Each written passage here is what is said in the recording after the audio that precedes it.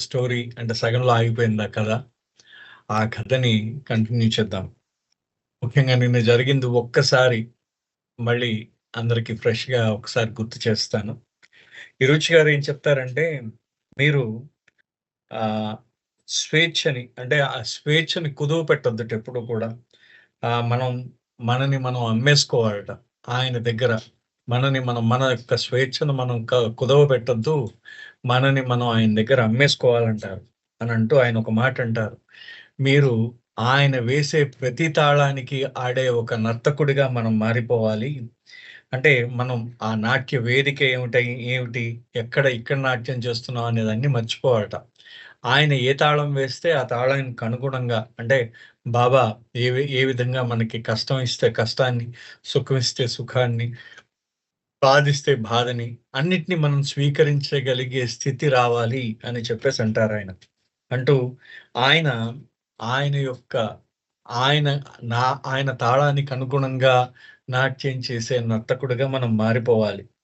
నేను నా యొక్క స్వేచ్ఛని ఆయన బానిసవ్వడానికి నన్ను ఉపయోగించుకున్నాను. ఆయన యొక్క తాళం రోజు ఆయన తాళం వింటూ, ఆయన ఏ విధంగా ఆయన తాళం వేస్తే ఆ విధంగా ఆడడానికి నేను సిద్ధపడ్డాను. కానీ అది ఎప్పుడు సాధ్యమైందంటే, నాకు ఆయన కృప ఉన్నందువల్లే అదంతా కూడా సాధ్యమైంది. ఆయన కోసం ప్రతి క్షణము కూడా మరణించగలిగే స్థితి రావాలి. అంటే మనకొక్క మరణం కాదట. ప్రతి క్షణము కూడా మనం మరణించగలిగే స్థితి రావాలి. సో, ఆయన పిలుపు మనకొచ్చినప్పుడు మనం అన్నీ వదిలేసుకొని వెళ్ళిపోవాలి. ఆయన అంటే నాకు జీసస్ క్రైస్ట్ ఒకరోజు ఆ పురవీధుల్లోంచి నడిచి వెళ్తున్నప్పుడు ఒక వ్యక్తిని జీసస్ క్రైస్ట్ ఏమన్నారంటే, "నువ్వన్నీ వదిలేసి నా నా వెనకాతల వచ్చేయి" అన్నారు. అనేసరికి అప్పుడు ఆ వ్యక్తి ఏమన్నాడంటే, "జీసస్ నా ఇంట్లో మరణించారు. నా ఇంట్లో మరణం జరిగింది" అని చెప్పేసి అన్నట్టు ఆ వ్యక్తి. అయితే అప్పుడు జీసస్ ఏమన్నాడంటే, నిజంగా ఆ మరణించిన వాడే ఆ దహన క్రియలు నిర్వహించని అన్నాడు. అంటే ఈ ప్రాపంచికంగా ఎవడైతే దహన క్రియలు నిర్వహిస్తున్నాడో వాడు మరణించిన వాడి కిందే లెక్కనమాట. అంటే ప్రాపంచికమైన విషయాలన్నింటిలో ఆసక్తి, అనురక్తి ఉన్నవాడు వాడు నిజంగా మరణించినట్టే. వాడిని అలాగే మరణించని అన్నారు. "నువ్వు నాతో వచ్చేయి" అన్నారు జీసస్ క్రైస్ట్. సో, అది నాకు బాగా గుర్తొస్తుంది. నిజంగా బాబా యొక్క కృప మాత్రమే ఆయనకి విధేయుడిగా ఉండేటట్టు చేస్తుంది. నేను ఎప్పుడూ కూడా ఆత్మహత్య చేసుకోవాలని అనుకోలేదు. కానీ నేను ఆత్మహత్య చేసుకునేటట్టు బాబా చేశారు అని చెప్పేసి మీకొక కథ చెప్తానని బాబా ఒక కథ ఆయన ఈరోజు గారు ఒక కథ చెప్పారు. అనితా విలియర్డ్స్ అనే ఆవిడ ఈ కథ చెప్పారట. 1931లో మొట్టమొదటిసారి బాబా వెళ్ళినప్పుడు ఆ పశ్చిమ ప్రాంతానికి వెళ్ళినప్పుడు, ఇంగ్లాండ్ వెళ్ళినప్పుడు వీళ్ళందరూ అక్కడ బాబా దర్శనం చేసుకున్నారు.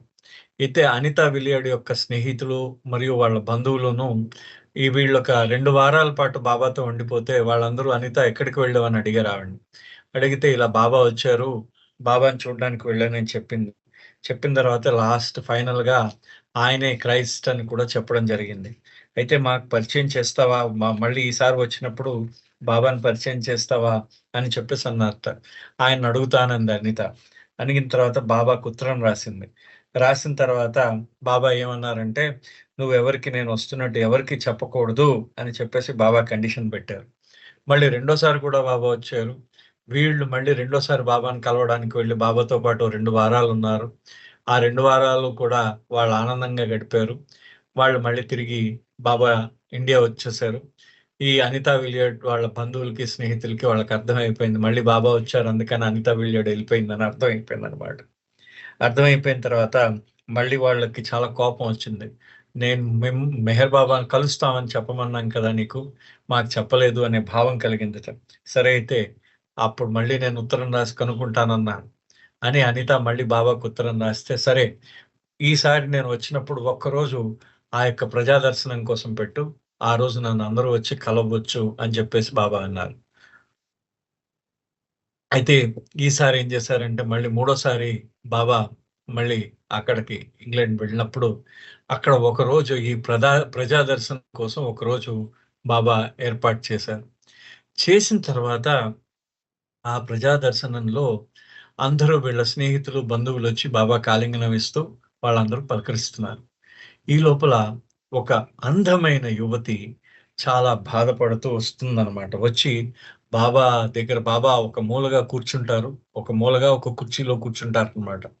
ఆ కుర్చీ దగ్గర బాబా దగ్గరకొచ్చి బాబా పాదాల దగ్గర పడిపోయి, బాబా మోకాళ్ళ మీద ఆ అమ్మాయి తల పెట్టుకొని ఏడుస్తూ ఉంటుంది. బాబా ఆ అమ్మాయిని ఏడవనిస్తారు. తర్వాత మెల్లిగా ఓదారుస్తారనమాట. ఆ ఓదార్చి, "ఏమమ్మా? ఎందుకు ఎందుకేడుస్తున్నావు?" అని చెప్పేసి అడుగుతారనమాట బాబా. అడిగేసరికి బాబా అంటారు, "నువ్వు ఇంత అందంగా ఉన్నావు, ఇంత ఆరోగ్యంగా ఉన్నావు. ఏమొచ్చింది? నీకేం కష్టం వచ్చిందని?" బాబా అడుగుతారు. "బాబా, నేను అందంగా, ఆరోగ్యంగానే ఉండడం కాదు, చాలా ధనవంతురాలిని కూడా.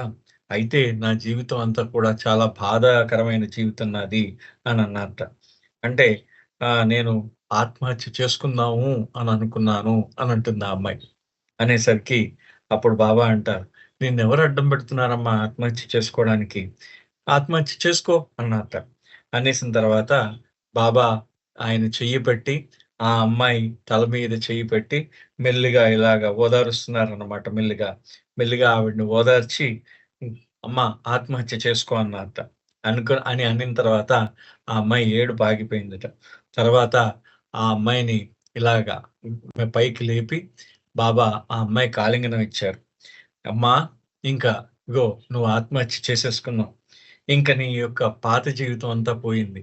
ఇప్పుడు నువ్వు గడిపే కొత్త జీవితం. గుర్తుపెట్టుకో. ఇక మీదటి నుంచి నీకంతా కొత్త జీవితమే. నీకు పాత జీవితం పోయింది. అంతా పాత జీవితం అంతా పాత జీవితం చచ్చిపోయింది నీకు. నువ్వు గడిపేది కొత్త జీవితమే. ఈ కొత్త జీవితంలో నువ్వు చేయాల్సిందేంటంటే నన్ను స్మరించి నన్ను ప్రేమించు" అన్నారు బాబా. అనేసి బాబా మళ్ళీ ఆ అమ్మాయిని తన పక్కన కూర్చోబెట్టుకొని మిగతా వాళ్ళందరికీ దర్శనం ఇచ్చారు. చివరగా ఆ అమ్మాయిని ఒక 40 నిమిషాల తర్వాత, "అమ్మా!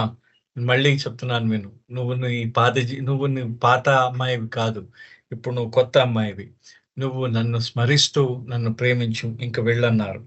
ఆ అమ్మాయి ఆ గది దాటి వెళ్ళిపోయిన తర్వాత బాబా అందరికీ ఒక మాట చెప్పారు. ఈ ప్రపంచంలో ఉన్న ప్రజలందరూ కూడా ఆత్మహత్య చేసుకుంటారు. ఏ విధంగా అంటే తమ నుదిటికి గన్ను పెట్టుకొని పేల్చేసుకోవడమో, లేకపోతే ఎత్తైన బిల్డింగ్ మించి దూకేయడమో, లేకపోతే తాడుతో ఉరేసుకొని చచ్చిపోవడమో చేస్తూ ఉంటారు. కానీ అదంతా పిరికి వాళ్ళు చేసే ఆత్మహత్య. కానీ నేనేమంటానంటే, ధైర్యవంతులు చేసే ఆత్మహత్య చ ఆ ఆత్మ ఆ ఆత్మహత్య మీరు చేసుకోండి. ధైర్యవంతులు చేసే ఆత్మహత్య మీరు చేసుకోండి. ఇప్పుడా ఇప్పుడు ఆ అమ్మాయిని చూసారు గదా! ఆ అమ్మాయి ఏ విధంగా ఆత్మహత్య చేసుకుందో, ఆ విధంగా చేసుకుంది. నిజంగా ఆ అమ్మాయి ఆత్మహత్య చేసుకుందా? లేదు. అంతకుముందు బాబా యొక్క పరిచయం కాకముందు, బాబా అంటే ఏంటో తెలియకుండా ఉంది. బాబా తర్వాత బాబా ఏమన్నారంటే, ఆ అమ్మాయి యొక్క జీవితాన్ని మొత్తం తన నామస్మరణ చేస్తూ, ఆయన ప్రేమ ఒక్కటే నింపుకోమని చెప్పారు బాబా. సో, ఎవరైతే ఇక్కడ బాబా ఒక మాట అంటారు. ఎవరైతే అమ్మాయిలాగా ఒక కొత్త జీవితాన్ని ప్రారంభిస్తారో, నన్ను స్మరిస్తూ కొత్త జీవితాన్ని ప్రారంభిస్తారో, వాళ్ళు నవజీవనాన్ని ప్రారంభించినట్టే అన్నారు. అంటే ఇదేదో కొత్త పేజీ కాదు, కొత్త అధ్యాయం కాదు, కొత్త పుస్తకం కాదు. ఇదొక కొత్త జీవనం. నన్ను స్మరించి, నన్ను స్మరిస్తూ, నన్ను ప్రేమిస్తూ జీవితం గడపడమే కొత్త జీవితం. నేను నా యొక్క ఆశీర్వాదాలు తెలియజేస్తున్నాను ఈ నవజీవనం ప్రారంభించడానికి అని బాబా అన్నారు. అనేసరికి అప్పుడు ఈయనకి అర్థమైంది టిరోచు గారికి. నవజీవనం తాలూకు మూలాలు అక్కడ ప్రారంభమయ్యింది అని చెప్పేసి. అంటే 1949లో కాదు, 1930లోనే ప్రారంభమైంది అని చెప్పేసి అన్నారట. అనిన తర్వాత ఆయన అంటారు, దాని యొక్క శేషభాగం, ఆ కథ యొక్క శేషభాగం తర్వాత జరిగింది. నాకు 1970 అంటే 1970లో నేను ట్రస్ట్ ఆఫీస్‌లో ఉంటూ ఉండేవాడిని. అయితే ట్రస్ట్ ఆఫీస్‌కి ఒక అమ్మాయి వచ్చింది. ఆ అమ్మాయి పేరు జేన్. ఆ అమ్మాయి ఒక 3 వారాల పాటు మాతో ఉండేది. ఆ రోజుల్లో నాకు ఆరోగ్యం బాగుండేది. నేను వచ్చిన వాళ్ళందరినీ ఎల్లోరా, ఆ తర్వాత ఎల్లోరా గుహలు, కుల్దాబాదు, ఎల్లోరా ఇవన్నీ చూపిస్తూ ఉండేవాడిని. బాబా తిరిగిన ప్రదేశాలన్నీ చూపిస్తూ ఉండేవాడిని. అయితే ఆ అమ్మాయి కూడా బాబా తిరిగిన ప్రదేశాల్లో బాబా యొక్క స్మృతులతో చాలా ఆనందించింది. మొత్తానికి 3 వారాలు అయిపోయిన తర్వాత ఒకరోజు ఆ అమ్మాయి నా దగ్గరకొచ్చి, "రుచ్ నేను రేపు సాయంత్రం వెళ్ళిపోతున్నానని" చెప్పింది. "సరే అమ్మా" అన్నాను. అనిన తర్వాత ఆ అమ్మాయితో మాట్లాడాను. నేనింకా ఆ విషయం మర్చిపోయాను. మర్నాడు ఏమైందంటే, నేను ఆఫీస్‌కి వెళ్ళాను. సోమవారం అవ్వడం మూలాన నేను ఆఫీస్‌కి వెళ్ళాను. ట్రస్ట్ ఆఫీస్‌కి. వెళ్ళిన తర్వాత ట్రస్ట్ ఆఫీస్‌లో నాకు ఫోనొచ్చింది. ఆ ఫోన్ ఎత్తేసరికి ఆ అమ్మాయి, ఆ జేన్ అనే అమ్మాయి మాట్లాడుతున్నది. ఆ అమ్మాయి మాట్లాడుతూ, "ఈరోజు నేనివాళ వెళ్ళిపోతున్నాను. రాత్రి వెళ్ళిపోతున్నానంది." "అవునమ్మా నిన్న చెప్పావు కదా! నువ్వు వెళ్ళిపోయి ఉంటావనుకున్నానన్నాడు." అయితే నేను నేను నీకు మీ దగ్గరకొచ్చి ఒక విషయం మాట్లాడాలి. చాలా అర్జెంట్ అనందిట. అంటే సరే అనిరుచ్ గారు అన్నారనమాట. "నిన్నటిదాకా మాట్లాడుతూనే ఉన్నావు గదమ్మా! ఇంకేమైనా విషయాలున్నాయా?" అని అడిగారటాయన. "లేదు రుచి ఇది చాలా అర్జెంట్. నేను నీతో మాట్లాడాలి" అన్నారటావిడ. అనేసరికి "సరే అమ్మా! మధ్యాహ్నం 2:30కి టీ సమయంలో రా" అన్నారు. ఆ రోజు ట్రస్ట్ ఆఫీస్‌లో ఎక్కువ పని ఉండడం వల్ల మళ్ళీ ఆ అమ్మాయి తాలూకు ఫోన్ కాల్ మర్చిపోయారు ఈ రుచి గారు. మర్చిపోయిన తర్వాత ఆయన ఏం చేశారంటే, ఈ లోపల ఆ అమ్మాయి రావడం చూసి గుర్తొచ్చిందాయనకు. ఓహో! జైన్‌కి ఇవాళ మధ్యాహ్నం 2:30కి అపాయింట్‌మెంట్ ఇచ్చాను కదా! అని. మెల్లిగా టీ తెప్పించి వాళ్ళు ఎదురుగుండా కూర్చోబెట్టుకున్నారు. కూర్చోబెట్టుకొని, "ఆ! జైన్ చెప్పమ్మా ఏంటి సంగతి?" అని చెప్పేసి చెప్పారట. ముందు మౌనం వాళ్ళిద్దరి మధ్య ఆ అమ్మాయి మౌనంగా ఉంది.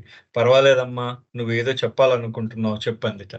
అంటే అప్పుడు ఆ అమ్మాయి, "హిరుచ్ నాకు ఒక్కసారి మీ దగ్గర నుంచి ఒక బాబా కథ వినాలనుంది" అని చెప్పిందనమాట ఆ అమ్మాయి. ఈయన ఆశ్చర్యపోయాడు. రుచి గారికి కోపం గూడా వచ్చింది. 3 వారాల నుంచి బాబా విషయాలు, బాబా కథలు చెప్తూనే ఉన్నాను నేను. మళ్ళీ ఇప్పుడు చిట్ట చివరి రోజు నా మంచి పనిలో ఈ హడావిడిలో ఉండగా నన్ను ఈ అమ్మాయి నన్ను కథ చెప్పమంటుందేంటి అనుకున్నాడనమాట ఆయన. ఆయన అనుకుని అయితే నేను ఆవిడ ఆవిడ మళ్ళీ ఆయన నిరుష్ గారు మామూలుగా ఏం మాట్లాడకుండా ఉండేసరికి ఆవిడ మెల్లిగా అందిట, "ప్లీజ్ రుచ్ ఒక్కసారి, ఒక్కసారి బాబా కథ వినాలనుకుంటున్నాను" అని చెప్పిందిట. చెప్పేసరికి I tell you what to say. It was a very painful experience for me. I didn't say that who are ఇది ఇంత నేను చదివా అంటే ఈ అమ్మాయి పిచ్చితనం అనుకోవాలా? ఈ అమ్మాయిది ఏమనుకోవాలనుకుంటారు ఈరోజు. నేను చాలా అంటే ఆ అమ్మాయి బాబాని ప్రేమిస్తున్నది. సో, నేను ఆ అమ్మాయిని వెళ్ళిపోమని చెప్పలేను. బాబా కూడా అది ఇష్టం ఉండేది కాదు. నా మనసంతా ఖాళీ అయిపోయింది. ఏం చెప్పాలో అర్థం కాలేదు అని చెప్పేసి అక్కడ దాకా మనం చదువుకున్నాం నిన్న. ఇక్కడి నుంచి రుచి గారంటాడు. I had told so many stories of Baba during the time she was with us at Meherazad. What to tell her now? అంటే నేను ఆవిడతో ఉన్నప్పుడు అనేక కథలు చెప్పాను బాబా గురించి. ఇప్పుడు మళ్ళీ కొత్త కథ ఏం చెప్పాలి అని అనుకున్నారు తిరుజ్ గారు. అనుకుని then all of a sudden this story that I just told you all came into my mind. I had not told it for many years. Hadn't thought about it till then. So I said, all right, I'll tell you one more story. Now listen. And I told her the story that Anita Willard had told me about the girl whom Baba had told to commit suicide at his feet and begin to live a new life. అయితే ఇరుచి గారు ఏం చేశారట ఇంకే కథ చెప్పాలా ఆయనకు అర్థం కాలేదు. అర్థం కాకపోయేసరికి ఇరుచి గారు వెంటనే ఆయనకి గుర్తొచ్చింది. 'అనితా విలియర్డ్' యొక్క ఆవిడ చెప్పిన ఆ కథ గుర్తొచ్చిందనమాట. ఆ 1931లో అనితా విలియర్డ్ చెప్పిన సంఘటన ఆయనకు గుర్తొచ్చింది. ఆ సంఘటనని యథాతథంగా ఈ అమ్మాయికి ఆయన చెప్పడం జరిగింది. ఇంతకుముందు మనం చెప్పుకున్న కథని, ఆ కథని ఆయన చెప్పడం జరిగింది. చెప్పడం జరిగి ఆయన ఏం చెప్తున్నారంటే, అనితా విలియర్డ్ ఏ విధంగా అయితే ఆ అమ్మాయి బాబా దగ్గరికొచ్చిందో, బాబా యొక్క కాళ్ళ దగ్గర ఆ అమ్మాయిని బాబా ఆత్మహత్య చేసుకోమన్నారో, ఆ తర్వాత ఆమె కొత్త నవజీవనాన్ని ఏ విధంగా ప్రారంభించారో నేను ఈ అమ్మాయికి జైన్‌కి చెప్పాననమాట. Then after I finished the story, she got up from a seat and embraced me. "Thank you, Iruch," I said. "Now come on, finish your tea and then go." అయితే ఒక్కసారి ఆ అమ్మాయి ఏం చేసిందట, సంతోషంగా లేచిపోయిందనమాట. ఇరుచి దగ్గర నుంచి. లేచి ఇరుచిని ఆలింగనం చేసుకుందనమాట. ఆలింగనం చేసుకొని థాంక్ యూ ఇరుచ్ అని చెప్పిందట. ఇరుచ్ చాలా చాలా ధన్యవాదాలని చెప్పిందట. చెప్పి "now come on finish your tea and then go." అంటే ఆయన అన్నారట. ఆయన అప్పుడు ఇరుచ్ అన్నారట. "అమ్మా నీ టీ తాగేసి ఇంక వెళ్ళు" అన్నారట. అనేసిన తర్వాత Jane left and I forgot about it. ఆ జేన్ అక్కడి నుంచి వెళ్ళిపోయింది. ఈయన మర్చిపోయారు ఇరుచ్ గారు. The next weekend, I was at Mehrazad and we were having tea outside on the veranda. when our Jack Small came over to me, sat down on the bench next to me, and in that gruff voice of his, half whispers to me, Iraj, did you tell Jane to commit suicide? ఆయన ఈ లోపల Jack small అని ఆయన మన గుంటూరు కూడా వచ్చారు వీళ్ళు ఆది కైరాని వాళ్ళతో. ఈ జేన్ ఏం చేసిందంటే ఆ రోజు వెళ్ళిపోయింది. ఇంక మర్చిపోయారు. మర్చిపోయిన తర్వాత ఆ నెక్స్ట్ వారాంతం తర్వాతి వారాంతంలో మెహరాజాద్‌లో ఉన్నారనమాట అందరూ. వాళ్ళందరూ వరండాలో కూర్చొని టీ తాగుతున్నారట. ఈ లోపల జాక్ స్మాల్ అక్కడ ఉండేవాడు. ఆయన కలుస్తూ ఉండేవాడు. ప్రతిరోజు మెహరాజాద్‌కొచ్చి ఆయన ఉన్నన్ని రోజులు మెహరాజాద్‌లో ఉంటూ ఉండేవాడనమాట. ఆ మెహరాజాద్‌లో కూర్చుని ఇరుచ్ పక్కన కూర్చున్నాడట. కూర్చుని ఇరుచ్‌ని అడిగాడట. "ఇరుచ్, నువ్వు గాని జేన్‌ని ఆత్మహత్య చేసుకోమన్నారా మీరు?" అని అడిగాడట ఇరుచ్‌ని. "I tell you he gave me such a shock." I said, "what?" ఈయన షాక్ తిన్నాడు. ఆత్మహత్య చేసుకోమన్నారా అంటే ఆ అమ్మాయి ఏమైనా మనకెలా అనిపిస్తుంది? నిజంగా ఆ అమ్మాయి మరణించిందేమో అనిపిస్తుంది గదా! సో, ఆ విధంగా ఈయన కూడా షాక్ తిన్నారనమాట. ఇరుచ్ గారు షాక్ తిని, "ఏంటి?" అని గట్టిగా అరిచారట. అడిగారు. "What? Why should I tell anyone to commit suicide? What has happened? Did someone commit suicide?" అంటే నేనెవరిని ఆత్మహత్య చేసుకోమంటాను? ఏం జరిగింది? ఎవరైనా ఆత్మహత్య చేసుకున్నారా?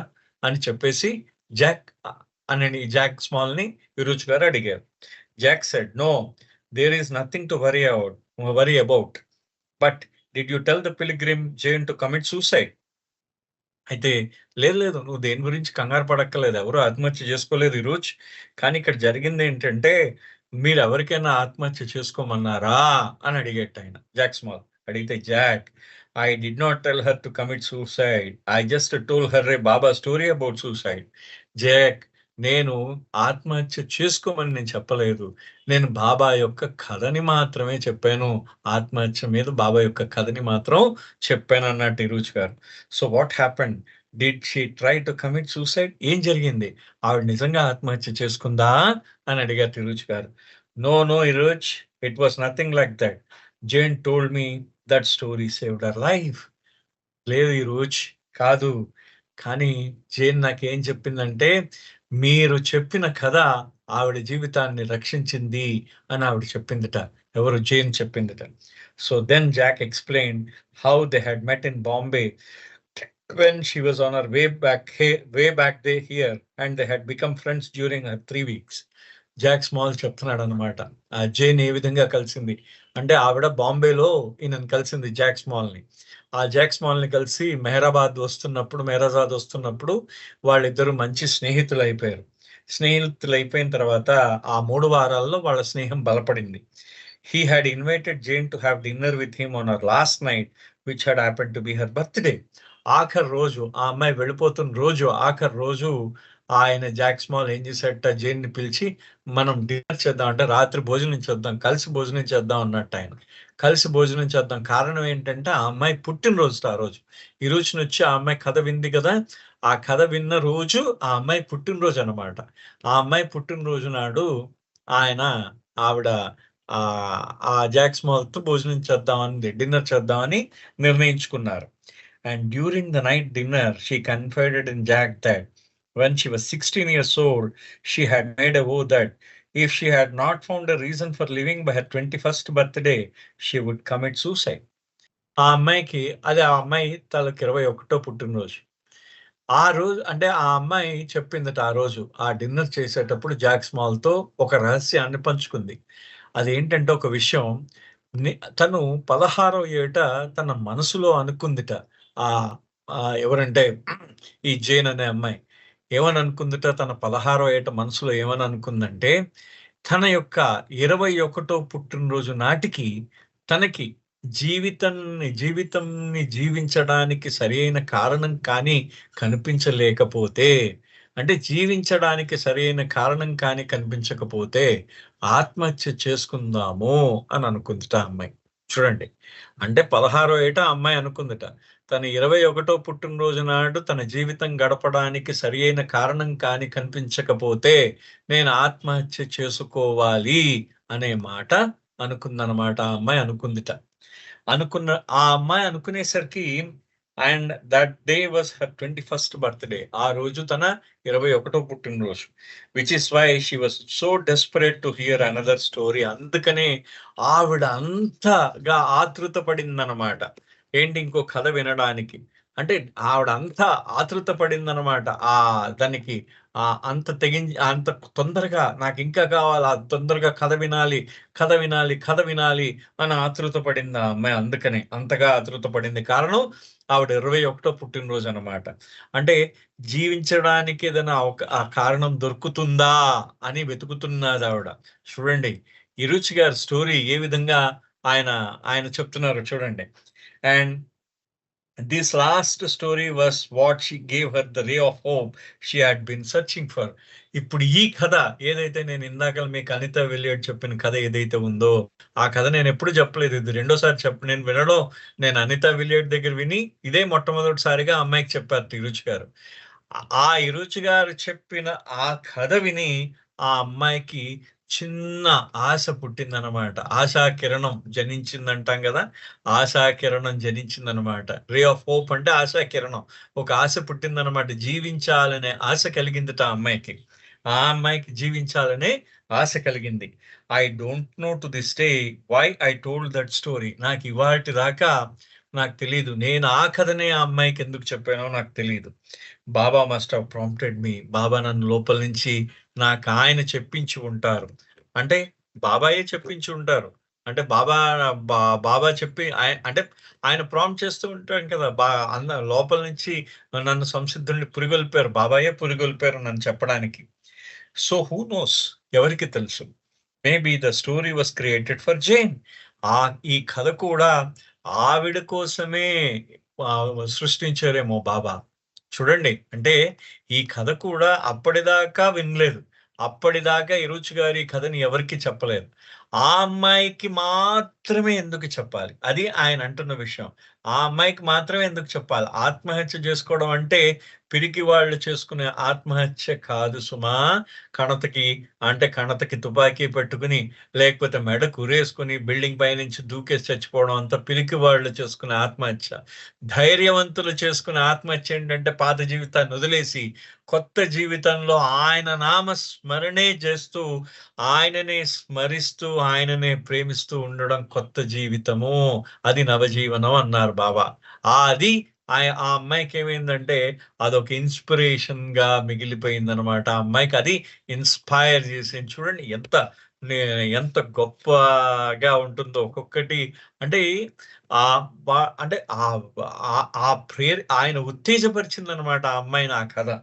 సో అది ఏం చేస్తున్నదంటే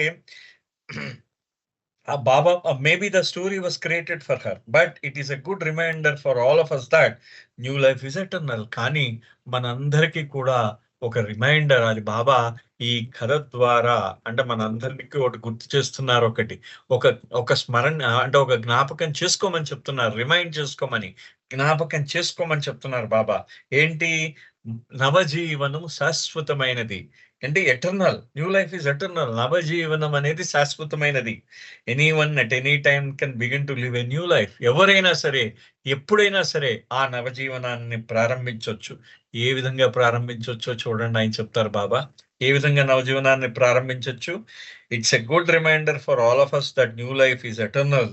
anyone at any time can begin to live a new life in his love and remembrance. ఆయన ప్రేమలో, ఆయన యొక్క స్మరణలో మనము ఏ రోజునైతే మనం ప్రారంభిస్తామో ఆ రోజే నవజీవనం అనమాట. అంటే మన యొక్క పాత జీవనాన్ని మనం వదిలేసి మన మన మన యొక్క ఆ పాత జీవనాన్ని మనం ఎప్పుడైతే వదిలేసి మనం నవజీవనాన్ని మనము ఆయన యొక్క నామస్మరణతో, ఆయన యొక్క ప్రేమలో మనం ప్రారంభించాలన్నమాట.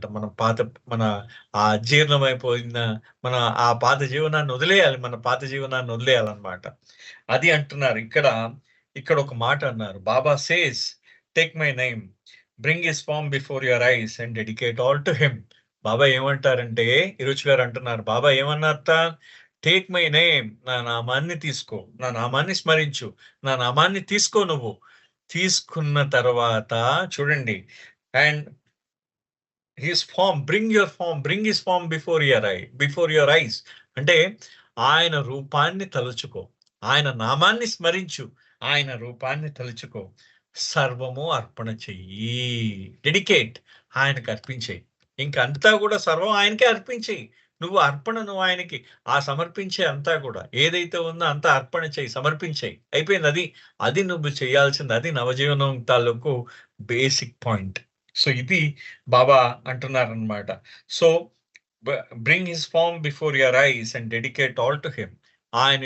ఆయన నామాన్ని స్మరించు, ఆయన రూపాన్ని గుర్తు చేసుకో, ఆయన రూపాన్ని గుర్తు చేసుకుని, ఆయన రూపాన్ని తలచుకొని ప్రతిదీ ఆయనకే సమర్పించు. When you go to sleep say you are the doer and the doing, take me into your lap. Baba నువ్వు మీరు నిద్రపోయడానికి మీరు వెళ్తేటప్పుడు బాబా చేసేవాడివి నువ్వే, చేయించేది కూడా నువ్వే. సో మీ యొక్క ఒడిలోకి నన్ను తీసుకో బాబా అని అన్నాడట.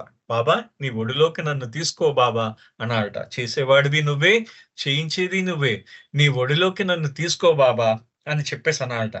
And when you wake up it's a new life. ఆ మర్నాడు ఎప్పుడైతే నువ్వు లేస్తావు కదా, అది కొత్త జీవితం నీది. అంటే నువ్వు రోజు ఇలాగ అనుకుంటూ పడుకుంటే ఆయన నీకు ప్రతిరోజు కూడా నీకు నవజీవనపు అనుభవాన్ని ఇస్తాడనమాట. అంటే చేయించేవాడు నువ్వే, చేసేది నువ్వే చేయించు బాబా, నీ ఒడిలోకి నన్ను తీసుకో అని మనం అన్ననాడు మర్నాడు నువ్వు లేచిన వెంటనే నువ్వు నవజీవనంలో అడుగు పెడతావు. And oh Baba, and when you wake up it's a new life. Oh Baba, you have given me another life to dedicate and give for you. ఇది కొసమెరుపు అన్నమాట ఆయన చెప్పడం, ఇరుచి గారు చెప్పడం. చూడండి, బాబా నువ్వు నాకు ఇంకొక కొత్త జీవనాన్ని ఇచ్చావు. ఆ జీవనం నీకు సమర్పించడానికి, నీ కోసం జీవించడానికి, నీకు సమర్పించడానికి నాకు ఒక కొత్త జీవితాన్ని ఇచ్చేవయ్యా, థ్యాంక్ యూ అని చెప్పాలట మనం. అది మనం చెప్పేదన్నమాట. చూడండి, అంటే ఎంత గొప్పగా, ఎంత ఆర్ద్రతతో ఆయన చెప్తారో ఒకసారి మనకు అర్థం అవుతుందన్నమాట. అంటే ఆయన నామాన్ని తీసుకొని ఆయన రూపాన్ని స్మరించుకుని మనము అంతా చేసేవాడివి నువ్వే, చేయించేది నువ్వే, నన్ను నీ ఒడిలోకి తీసుకో అని స్మరించుకొని పడుకుని